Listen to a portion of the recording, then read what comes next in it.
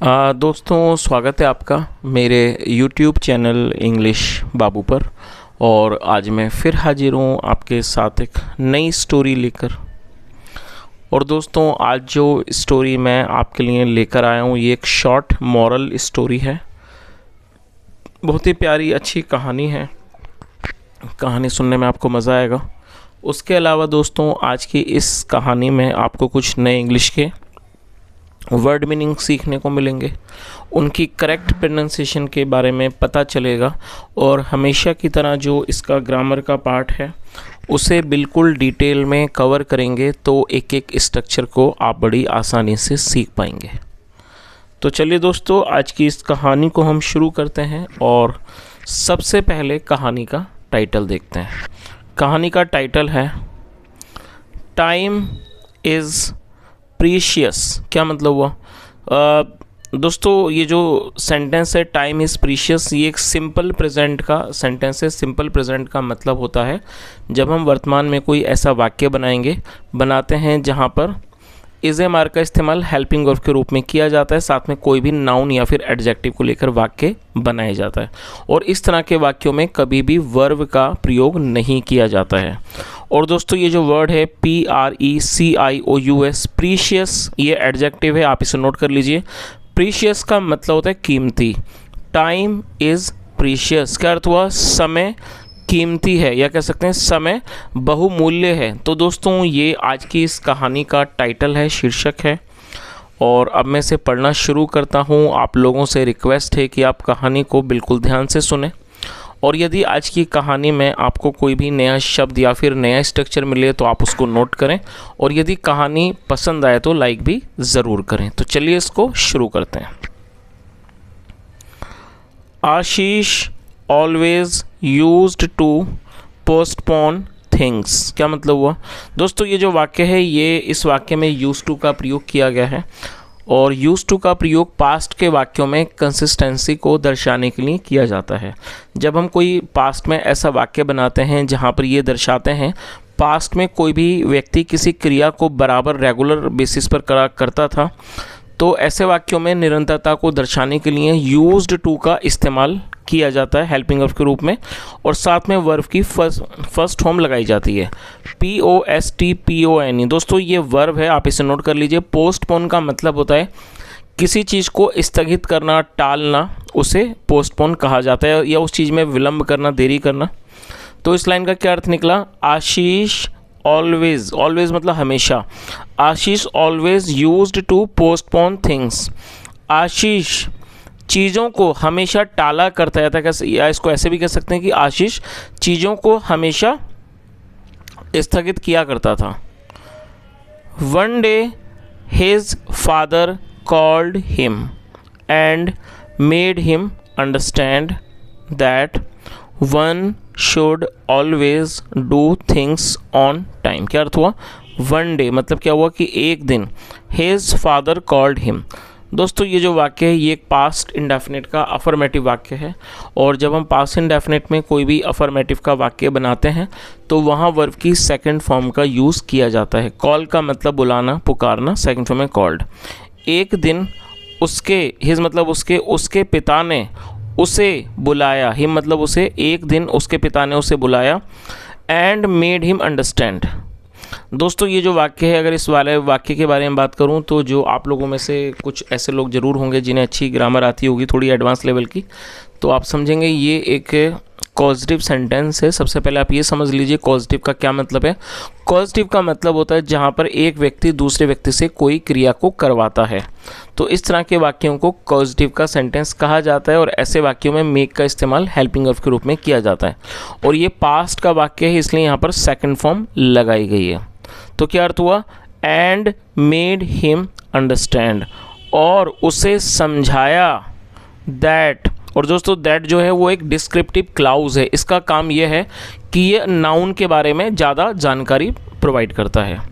That, तो क्या हुआ कि एक दिन उसके पिता ने उसे बुलाया और उसको समझाया कि one should always do things on time. दोस्तों, यहाँ देखिए शुड का यूज़ किया गया और जो शुड का प्रयोग है वो वाक्यों में सलाह को दर्शाने के लिए किया जाता है। तो जब आप कोई भी वाक्य ऐसा बनाते हैं जहाँ पर आप कोई सलाह को दर्शाना चाहते हैं तो वहाँ पर शुड के साथ वर्ब की फर्स्ट फॉर्म लगानी होती है। तो आप इसे ज़रूर नोट कर लें। तो क्या अर्थ, पूरी इस लाइन का क्या अर्थ निकला कि one day his father called him and made him understand that one should always do things on time. एक दिन उसके पिता ने उसे बुलाया और उसे समझाया that one should always do things on time, कि हमें हमेशा समय पर काम को करना, हमें हमेशा समय पर चीज़ों को करना चाहिए। चलिए आगे देखिए। आशीष promised that he would never postpone things। क्या अर्थ हुआ? आशीष promised। दोस्तों ये जो वाक्य है ये भी एक पास्ट इंडेफिनिट का ही अफर्मेटिव वाक्य है जहाँ पर सेकंड फॉर्म का इस्तेमाल किया जाता है।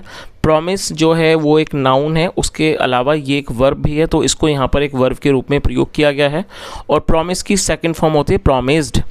तो क्या अर्थ हुआ? आशीष प्रॉमिस्ड, आशीष ने वादा किया दैट, और ये फिर दोबारा से यहाँ पर डिस्क्रिप्टिव क्लाउज है।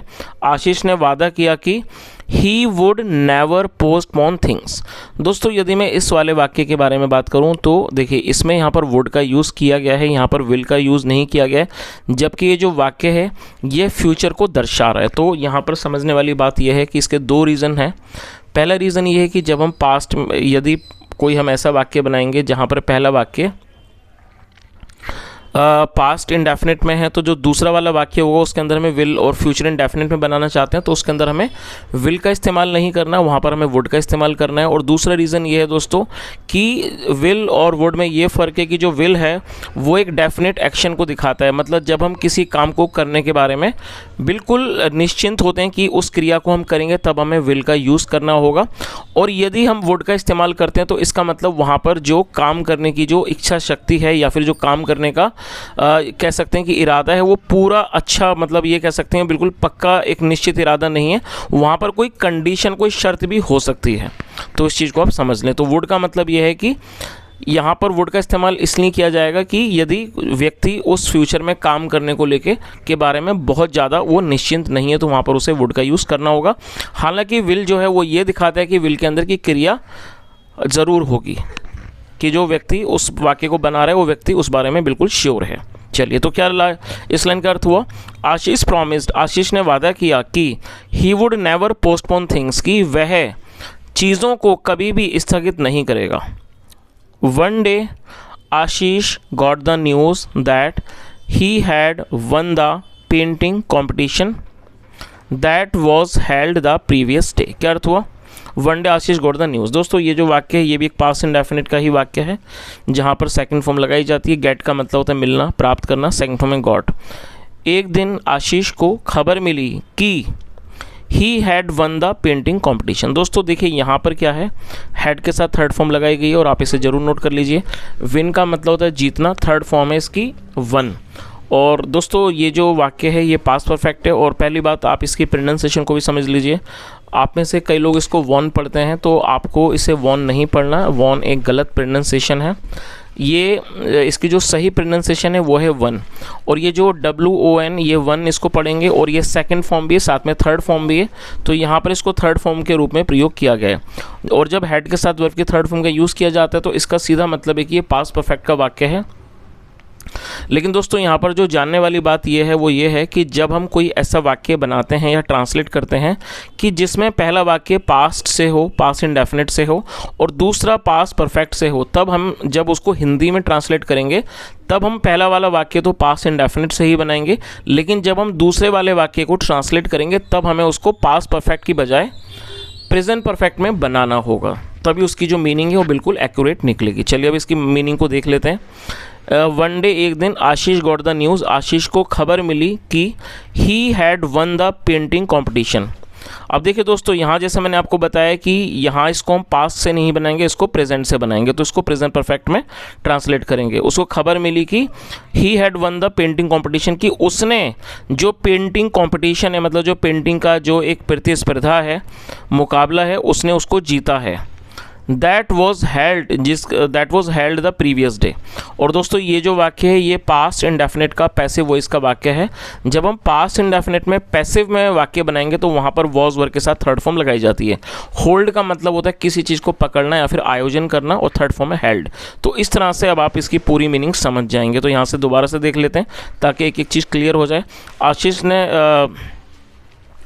One day Ashish got the news that he had won the painting competition that was held the previous day। एक दिन आशीष को खबर मिली कि उसने जो पेंटिंग कंपटीशन है उसको उसने जीत लिया है। दैट वाज हेल्ड जिसका आयोजन किया गया था द प्रीवियस डे पिछले दिन। चलिए आगे देखिए।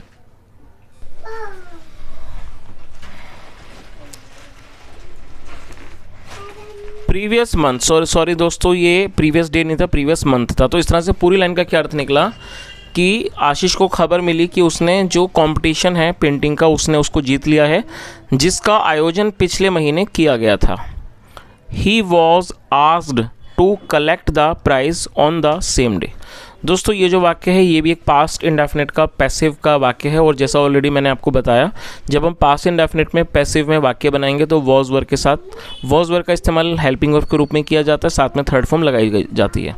उसके अलावा दोस्तों देखिए, आप में से कई लोग कंफ्यूज हो सकते हैं। आस्क मतलब पूछना होता है, उसके अलावा इसका एक और मतलब है जब हम किसी व्यक्ति को कुछ काम करने को बोलते हैं, कुछ काम करने को कहते हैं, तब भी आस्क का इस्तेमाल किया जाता है और ये थर्ड फॉर्म है। तो इस तरह से इसकी मीनिंग क्या निकली, ही वॉज आस्क्ड, उसको कहा गया, टू कलेक्ट करने के लिए। कलेक्ट करने का मतलब होता है किसी चीज़ को जाकर लेना या ले लेना, उसे लेने के लिए कहा गया द प्राइज़, उस प्राइज़ को, प्राइज़ का मतलब उपहार या कह सकते हैं इसको पुरस्कार लेने को ऑन द सेम डे, उसी दिन।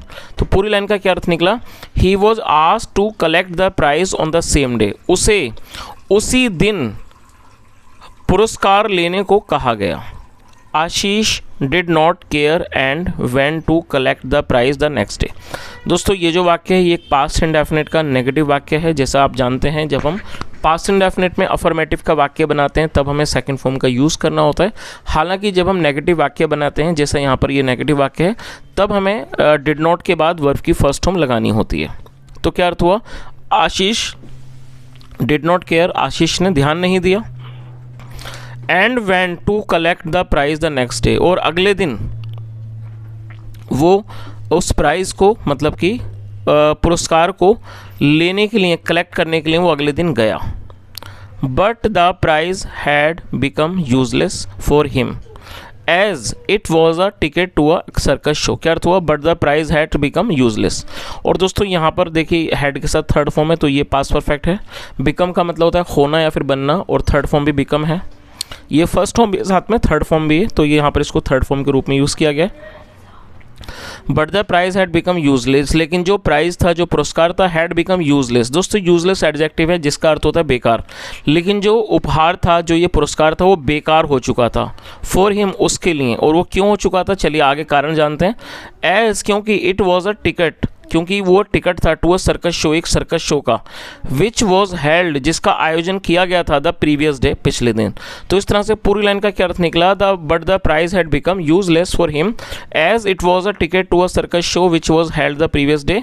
लेकिन पुरस्कार उसके लिए बेकार हो चुका था क्योंकि वो ये एक सर्कस शो का टिकट था जिसका आयोजन पिछले दिन किया गया था। तो दोस्तों इस चीज़ से आपका मतलब आपको समझ आ ही गया होगा कि जिस दिन इस व्यक्ति को, आशीष को बुलाया गया था प्राइज़ लेने के लिए, उसी दिन उसे जाना था, क्योंकि जब वो अगले दिन गया तब उसे पता चला कि जो एक्चुअली में जो उपहार था या कह सकते हैं जो पुरस्कार था, वो एक टिकट, वो एक सर्कस शो का, जैसे यहाँ लिखा है, एक सर्कस शो का टिकट था।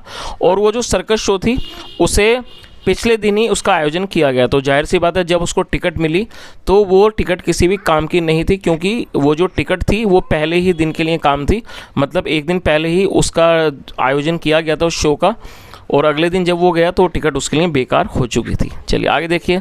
आशीष got a lesson from this incident. Incident का मतलब होता है घटना, और गेट मतलब मिलना, second from got. Ashish got a lesson from this incident, Ashish को इस घटना से एक सबक मिला।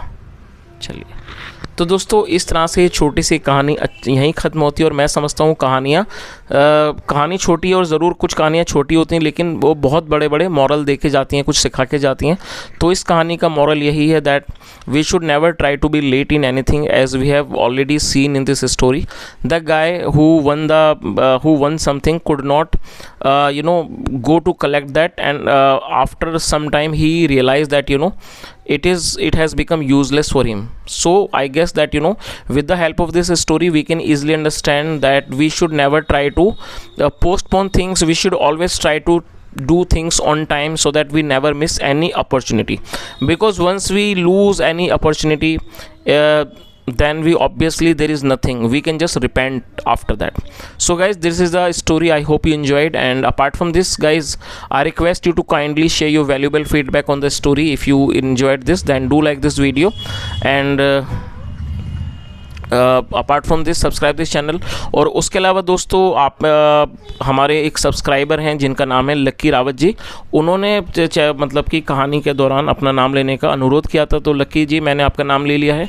यदि आप इस वीडियो को देख रहे हैं, सुन रहे हैं, तो आप कमेंट में ज़रूर बताएं। यहाँ तक सुनने के लिए thank you so much. Have a nice day and bye.